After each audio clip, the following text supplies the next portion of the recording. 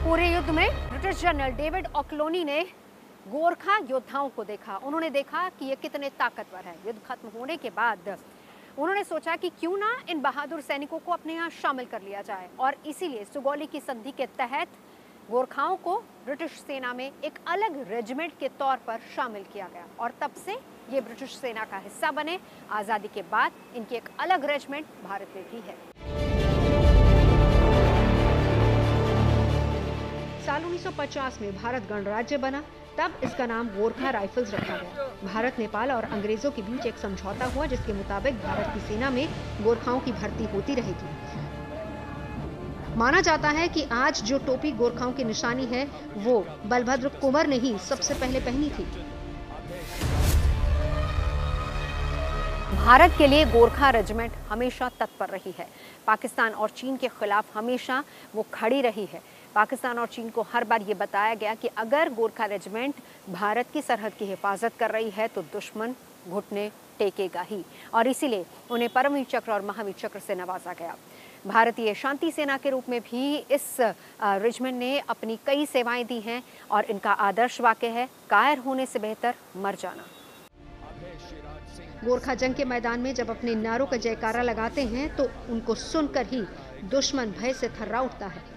जब वीर गोरखा सेना जंग के मैदान में उतरती है, उस वक्त उन सब पर वीर जवान सैनिकों का केवल एक ही लक्ष्य होता है, हर परिस्थिति में अपने आदर्श वाक्य पर कायम रहना, जो है कायर होने से बेहतर मरना। ये परवाह नहीं करते कि दुश्मन कितना ताकतवर है और उसके पास कितने घातक हथियार हैं। ये खुखरी लेकर ही रणभूमि में उतरते हैं।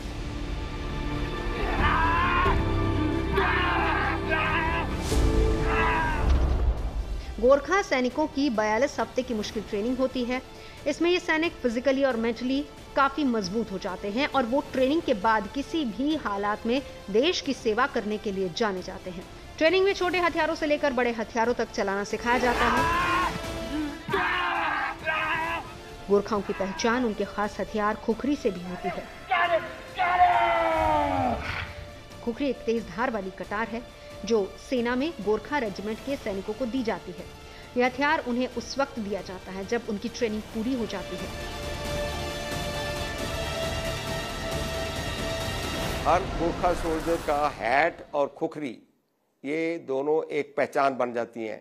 चाहे खुखरी ये 2500 साल से सारे गोरखा इसको अपने हथियार के तौर पर इस्तेमाल करते रहे हैं, पर इसकी पहचान वेस्टर्न वर्ल्ड को तब मिली जब 1815 में सवाटू के पास एक जगह है मरौन फोर्ट, वहाँ पर अमर सिंह थापा ने इनके साथ लड़ाई हुई, और जिसके अंदर बाद में बड़ी बहादुरी से अमर सिंह थापा ने इनको फेस किया। और उसके बाद जब अंग्रेज जीत गए तो तब उन्होंने पूरा एरिया कंट्रोल किया, और तब जब पता लगा कि ये खुखरी एक ऐसा हथियार है जिसको लेके गोरखा सोल्जर जो है बहुत बहादुरी से लड़ता है, तो तब ये वेस्टर्न वर्ल्ड को इसके बारे में पता चला। खुखरी की एक बात और भी मैं बताना चाहूँगा कि एक मेजर जनरल आयन कार्डोजो, उन्होंने 1971 की लड़ाई में जब वो बहुत भयानक तरह से जख्मी हो गए उनकी टांग, तो कहा जाता है कि उन्होंने अपने गोरखा सोल्जर को बोला कि इतनी टांग काट दो, तो उसने जब नहीं काटी तो उन्होंने, ये मेजर थे तब, तो इन्होंने अपनी खुखरी यूज करके अपनी टांग को उतने हिस्से को काट दिया।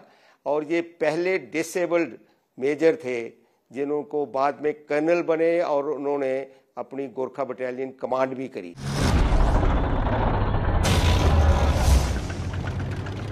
सबसे अहम आमने सामने की लड़ाई की ट्रेनिंग होती है, जिसमें उन्हें सामने से दुश्मन को मात देने के बारे में सिखाया जाता है। गोरखा रेजिमेंट की इन्हीं ताकत की बदौलत इनका सामना करने से दुश्मन कतराते हैं।